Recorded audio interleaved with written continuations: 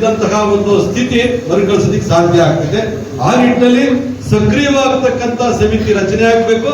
ಮತ್ತೆ ಏನು ಆ ಸದಸ್ಯತ್ವ ಆಂದೋಲನವನ್ನ ಬಹಳ ವ್ಯವಸ್ಥಿತವಾಗಿ ತೊಡಗಿಸ್ಕೋಬೇಕು, ಎಲ್ಲರೂ ತೊಡಗಿಸ್ಕೋಬೇಕು. ಇದ್ರಾಗೆ ನಾನು ಹೆಂಗೆ ಹಳ್ಳಿ ಮಟ್ಟಕ್ಕೆ ಹೋಗೋದು, ನಾನು ಹೆಂಗೆ ಹಳ್ಳಿ ಮಟ್ಟಕ್ಕೆ ಹೋಗಿ ಸದಸ್ಯತ್ವ ಆಂದೋಲನ ಮಾಡ್ತಕ್ಕಂಥದ್ದು ನಮ್ಮ ಭಾವನೆ ಯಾರಿಗೂ ಬರಬಾರ್ದು. ಎಲ್ಲರೂ ಹಳ್ಳಿ ಮಟ್ಟಕ್ಕೆ ಇಳಿಬೇಕು. ಅದಕ್ಕೆ ಅದು ಚಾಲನೆ ಕೊಡಿ. ಈಗ ನಿಮ್ ಜವಾಬ್ದಾರಿಗಳು ಜಾಸ್ತಿ ಇರ್ತಕ್ಕಂಥವ್ರು ಆಯಾ ತಾಲೂಕಲ್ಲಿ ಚಾಲನೆ ಕೊಡ್ಬೇಕು. ಈಗ ನಮ್ಮ ಉಗ್ರೇಶ್ ಹೇಳ್ತು, ಅವ್ರೇನೀಗ ತಾಲೂಕು ಮಟ್ಟಕ್ಕೆ ಒಂದ್ಸರಿ ಬಂದು ಚಾಲನೆ ಕೊಡಿ, ನಾವು ಪ್ರಾರಂಭ ಮಾಡ್ತೀವಿ.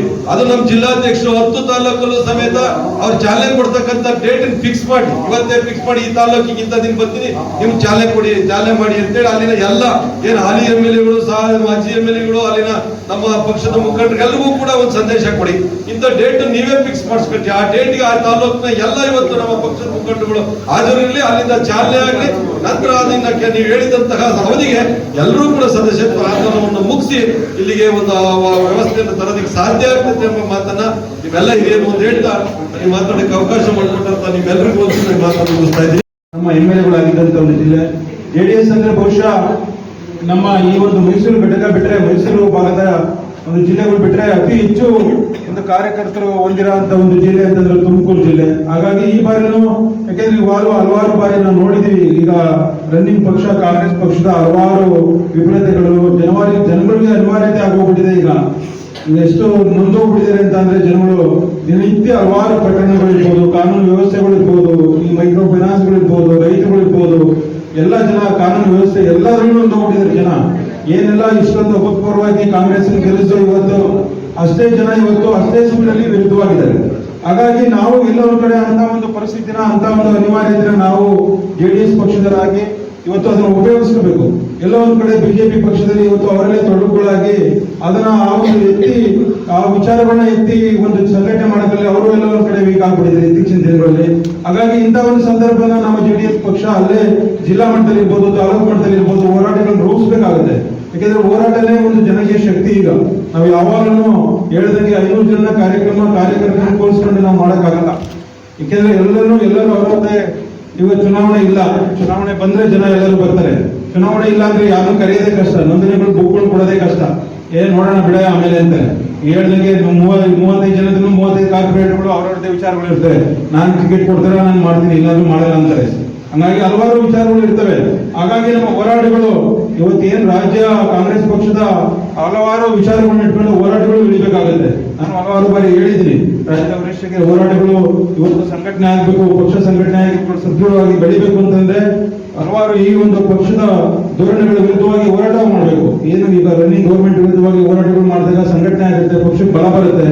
ಹಾಗಾಗಿ ಇವತ್ತು ನೋಂದಣಿ ಅತಿ ಮುಖ್ಯವಾಗಿರೋದ್ರಿಂದ ನಾವೀಗೆಲ್ಲ ಹೇಳಿದ್ರು, ಪ್ರತಿ ತಾಲೂಕಿಗೂ ಹೋಗಿ ಚಾಲನೆ ಕೊಡ್ಬೇಕು ಅಂತ ಹೇಳಿದ್ರು ನಮ್ಮ RS ಗೌಡರು. ಬಹುಶಃ ಅದಾಗಲ್ಲ, ಯಾಕೆಂದ್ರೆ ಈಗಾಗಲೇ ಚಾಲನೆ ಕೊಟ್ಟಾಗೋಗ್ಬಿಟ್ಟಿದೆ. ನಮ್ಮ ವರಿಷ್ಠ ಹೇಳಿದಂಗೆ ಈಗ ಪರಿಶೀಲನಾ ಸಮಿತಿ ನಡೀತಾ ಇರೋದ್ರಿಂದ ಮತ್ತೆ ಚಾಲನೆ ಕೊಡೋ ಅಗತ್ಯ ಬರೋದಿಲ್ಲ. ಈಗ ಏನಪ್ಪಾ ಅಂತಂದ್ರೆ ಯಾರು ಬರಲ್ಲ, ಯಾರು ಮಾಡಿಲ್ಲ, ತಾಲೂಕಲ್ಲಿ ಯಾರು ಮಾಡಿಲ್ಲ ಅಂತವಕ್ಕೆ ಇವರು ಹೋಗಿ ರಿಮಾರ್ಕ್ಸ್ ಕೊಡೋದಕ್ಕಿಂತ ಮುಂಚೆ ನಾವು ಒಂದು ಅದಕ್ಕೆ ಎಚ್ಚೆತ್ಕೊಂಡು ಕಾರ್ಯಪ್ರವೃತ್ತರಾಗಿ ನಾವು ಅತಿ ಶೀಘ್ರದಲ್ಲೇ ನಾವು ಎಲ್ರಿಗೂ ಜವಾಬ್ದಾರಿ ಇದೆ. ಎಲ್ಲರೂ ಪಕ್ಷ ಸಂಘಟನೆ ಆಗಿ ಪಕ್ಷ ಮುಂದೆ ಅಧಿಕಾರಕ್ಕೆ ಬರಬೇಕು ಅಂತಂದ್ರೆ ದಯಮಾಡಿ ಎಲ್ಲರನ್ನೂ ಒಗ್ಗಟ್ಟಾಗಿ ಮಾಡಬೇಕು. ಯಾಕಂದ್ರೆ ಎಲ್ಲರೂ ಒಬ್ಬರೇ ಅಧ್ಯಕ್ಷ ಮಾಡಕ್ಕಾಗಲ್ಲ, ಎಲ್ಲಾ ಕಾರ್ಯಕರ್ತರು ಕೈ ಜೋಡಿಸಿದ್ರೆ ಇದನ್ನ ಮಾಡಕ್ಕಾಗದು. ಹಾಗಾಗಿ ಎಲ್ಲರೂ ಈ ಬಾರಿ ಅಟ್ಲೀಸ್ಟ್ ಇನ್ನಾದ್ರೂ ಯಾರ್ಯಾರು ಮಾಡಿಲ್ಲ, ನನ್ನ ಸಮೇತ ನಾನು ಮಾಡಿಲ್ಲ, ಕೆಲವೊಂದು ಕಡೆ ನೆಗ್ಲಿಜೆನ್ಸ್ ಇರ್ಬೋದು, ಹಲವಾರು ಕಾರಣಗಳಿರ್ಬೋದು, ಇನ್ನ ಎಚ್ಚೆತ್ಕೊಂಡು ನಮ್ಮ ಅಧ್ಯಕ್ಷ ಇರ್ಬೋದು, ವರಿಷ್ಠ ಏನೊಂದು ತೀರ್ಮಾನ ಮಾಡಿ ಒಂದು 15 ದಿವಸ ಒಳಗಡೆ ಕೊಡ್ಬೇಕು ಅಂತ ಹೇಳಿದ್ದಾರೆ. ನಾನು ಅದರ ಪ್ರವೃತ್ತವಾಗಿ 15 ದಿವಸ ಒಳಗಡೆ ಇವತ್ತೇನು 120 ಇರ್ಬೋದು, ಇನ್ನೊಂದು 100 ಬುಕ್ ತಗೊಂಡು 10 days 15 ದಿವಸ ಅಂತ ಹೇಳಿದ್ರೆ 10 days ಎಲ್ಲ ಆಗುತ್ತೆ. 15 ದಿವಸ ಆಗಲಿ, 10 days ಎಲ್ಲ ಮುಗಿಸಕ್ಕಾಗುತ್ತೆ. ಇವತ್ತೆಲ್ಲ ಮುಗಿಸಲ್ಲ.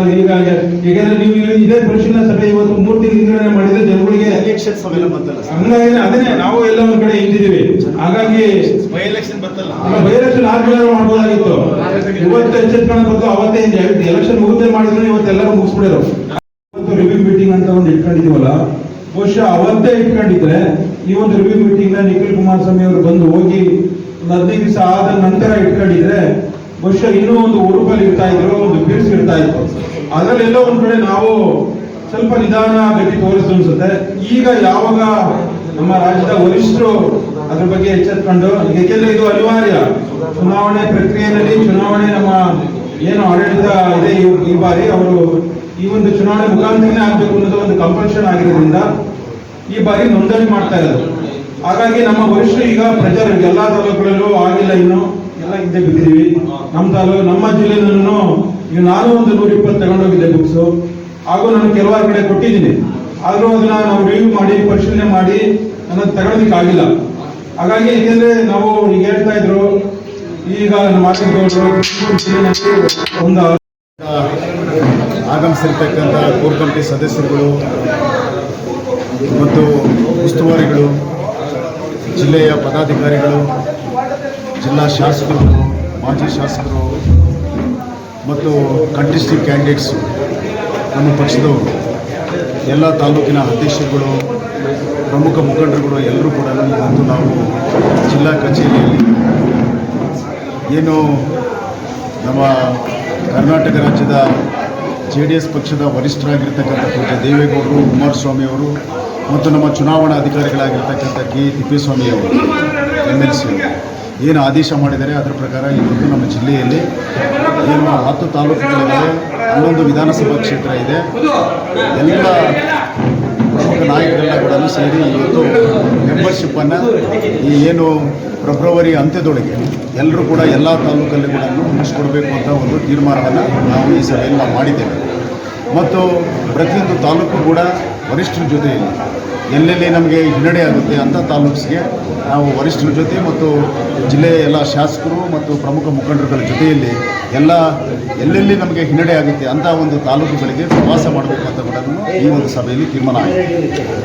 ಹಾಗಾಗಿ ನಾವು ಇವತ್ತು ಈಗಾಗಲೇ ಸುಮಾರು ಒಂದೆರಡು ತಾಲೂಕು ಬಿಟ್ಟರೆ ಎಲ್ಲ ಕಡೆ ಕೂಡ ಈಗ 60% 70% ಈಗಾಗಲೇ ಮೆಂಬರ್ಶಿಪ್ಪನ್ನು ನಾವು ಮುಗಿಸಿದ್ದೀವಿ. ಹಾಗಾಗಿ ಈಗ ನಮ್ಮ ತುಮಕೂರು ಜಿಲ್ಲೆಗೆ ಚುನಾವಣಾಧಿಕಾರಿಗಳಾಗಿ ನಮ್ಮ ಮಾಜಿ ಜಿಲ್ಲಾ ಪಂಚಾಯತ್ ಅಧ್ಯಕ್ಷರು ಮತ್ತು ಅಡ್ವೊಕೇಟ್ ಆಗಿರತಕ್ಕಂಥ ನರಸಿಂಹಪ್ಪ ಅವರು ಕೂಡ ರಾಜ್ಯ ಮಟ್ಟದಿಂದ ನೇಮಕ ಮಾಡಿ ಆದೇಶ ಮಾಡಿದ್ದಾರೆ. ಅವರು ಕೂಡ ಈ ಸಭೆಯಲ್ಲಿ ಭಾಗವಹಿಸಿದ್ದಾರೆ. ಹಾಗಾಗಿ ಬೂತ್ ಮಟ್ಟದಿಂದ ಮತ್ತು ಪಂಚಾಯಿತಿ ಮಟ್ಟದಿಂದ ಮತ್ತು ತಾಲೂಕು ಮಟ್ಟದಿಂದ, ಹೋಬಳಿ ಮಟ್ಟದಿಂದ ಮತ್ತು ಜಿಲ್ಲಾ ಮಟ್ಟ ಮತ್ತು ರಾಜ್ಯ ಮಟ್ಟದವರೆಗೂ ಕೂಡ ಏನು ಚುನಾವಣೆ ಪ್ರಕ್ರಿಯೆಯನ್ನು ನಾವು ಮಾಡಿಸೋಕ್ಕೆ ತೀರ್ಮಾನ ಮಾಡಿದ್ದೀವಿ. ಅದು ಒಂದು ವೇಳೆ ಯುನಾನಿಮಸ್ ಆಗ್ಬೋದು, ಅಲ್ಲಿ ಅವರವರ ಒಂದು ಒಡಂಬಡಿಕೆ ಮೇಲೆ ಇಲ್ಲ ಚುನಾವಣೆ ಆಗ್ಬೋದು. ಒಟ್ಟಿನಲ್ಲಿ ಏನು ನಮಗೆ ಎಲೆಕ್ಷನ್ ಕಮಿಷನ್ ಏನು ನಮ್ಮ ಡೈರೆಕ್ಷನ್ಸ್ ಕೊಟ್ಟಿದ್ರೆ ಅದರ ಪ್ರಕಾರ ನಾವು ಒಂದು ಕಾನೂನುಬದ್ಧವಾಗಿ ನಾವು ಈ ಒಂದು ಚುನಾವಣೆಗಳನ್ನು ನಡೆಸ್ತೇವೆ ಮತ್ತು ಮೆಂಬರ್ಶಿಪ್ಪನ್ನು ನಾವು ಮಾಡಿಸ್ತಾ ಇದ್ದೀವಿ.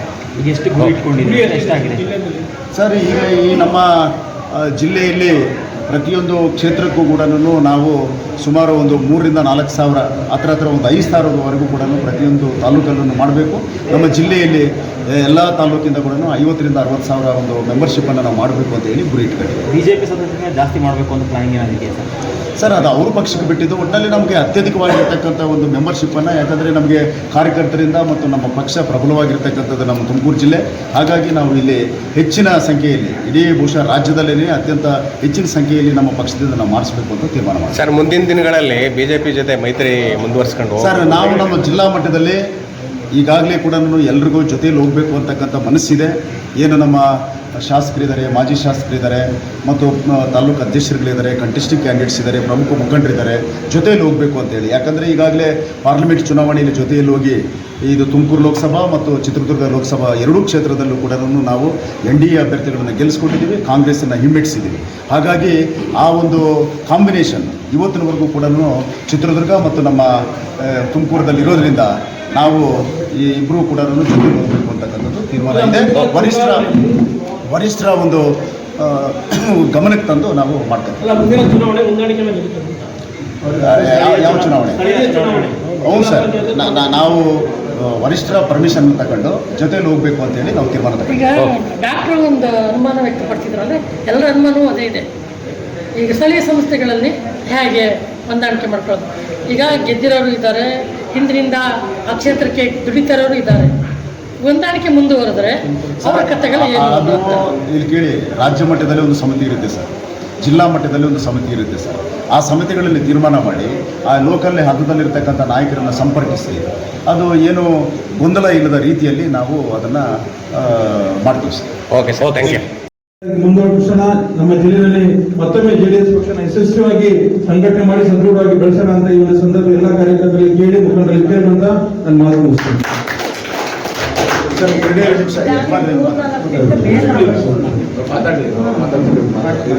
ಪಕ್ಷದ ಸದಸ್ಯರ ನೋಂದಾವಣೆ ಮತ್ತು ಪರಿಶೀಲನಾ ಸಭೆ ಅಧ್ಯಕ್ಷತೆ ವಹಿಸಿರುವಂತಹ ಅಧ್ಯಕ್ಷರಾದಂತಹ ಆರ್ ಸಿ ಅಂಜನಪ್ಪನವರೇ, ವಾಸ್ತವಿಕ ನುಡಿಗಳನ್ನು ನುಡಿದಂತಹ ಹಿರಿಯರು ಮತ್ತು ಮಾಜಿ ಶಾಸಕರಾದಂತಹ ಇಬ್ರಾಹಿಂರವರೇ ಮತ್ತು ಈ ವೇದಿಕೆಯಲ್ಲಿರುವಂತಹ ಎಲ್ಲ ಪಕ್ಷದ ಹಿರಿಯ ಮುಖಂಡರುಗಳೇ ಮತ್ತು ಸೇರ್ತಕ್ಕಂಥ ಎಲ್ಲ ನನ್ನ ಕಾರ್ಯಕರ್ತರ ಬಂಧುಗಳೇ, ಈಗಾಗಲೇ ಸಾಕಷ್ಟು ವಿಚಾರಗಳು ಚರ್ಚೆ ಆಗಿದೆ. ಮತ್ತೆ ಅದನ್ನ ಚರ್ಚೆ ಮಾಡೋದ್ರ ಬದಲು ನಮ್ಮ ತಾಲೂಕಿಗೆ ಸೀಮಿತವಾಗಿ ಮತ್ತು 2 ವಿಚಾರಗಳನ್ನ ಇಲ್ಲಿ ಮಂಡನೆ ಮಾಡಿ ಪ್ರಯತ್ನ ಮಾಡ್ತಾರೆ. ನಮ್ಮ ತಾಲೂಕಿನಲ್ಲಿ 244 ಬೂತ್ಗಳಿದ್ದು 36 ಪಂಚಾಯತಿಗಳಿದ್ದು ನಾವು 180 ಪುಸ್ತಕಗಳನ್ನ ನಮಗೆ ವರಿಷ್ಠರು ಕಳಿಸ್ಕೊಟ್ಟಿದ್ದಾರೆ. ಈಗಾಗಲೇ ಪುಸ್ತಕಗಳು ವಿತರಣೆ ಆಗಿದೆ. ಅದು ಪರಿಪೂರ್ಣವಾಗಿ ನಮ್ಗೆ ಹಿಂದೆ ವಾಪಸ್ ಬಂದಿಲ್ಲ. ಯಾಕೆಂತಂದ್ರೆ ಸ್ಥಳೀಯ ಸಂಸ್ಥೆ ಚುನಾವಣೆಗಳು, ಸೊಸೈಟಿ ಚುನಾವಣೆಗಳಿಂದ ಆಗಿದೆ.